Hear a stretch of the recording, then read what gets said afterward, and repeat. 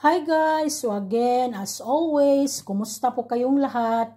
So nandito na naman ang Bisaya sa Northern Cyprus guys. So ako magluluto na naman ngayon ng one of the Cypriot food. Dalawa tong putahe ang lulutuin ko guys. Magtinula ako ng isda, tapos ang inuuna kong lutuin itong one of the Cypriot food guys. So meron na tayong dito guys, thin slice of fresh parsley. Meron tayong 1 chicken cube at saka chopping board guys, dahil ang lulutuin natin ngayon is chicken liver with fresh parsley toppings guys.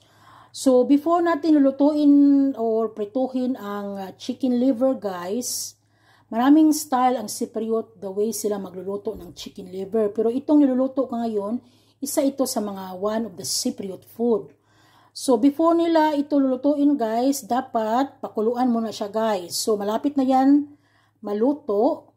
So, yan, isi-strain ko yan.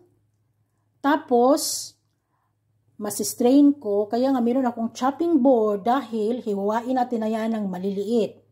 Pagkatapos guys, mahiwa natin ng maliliit, prituhin pa natin yan. Kaya nga, meron akong chicken cube kasi sa pagprito ko, lagyan ko siya ng chicken cube at saka black pepper powder.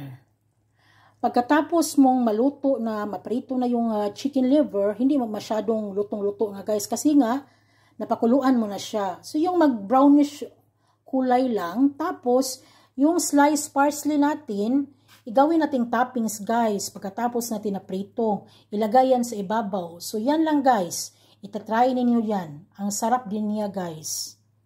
So kung yung hindi pa nakapag-try, itatry ninyo. So yung finished product nito guys, na niluluto kong chicken liver with the fresh parsley, ipapakita ko sa inyo dito sa short video ko.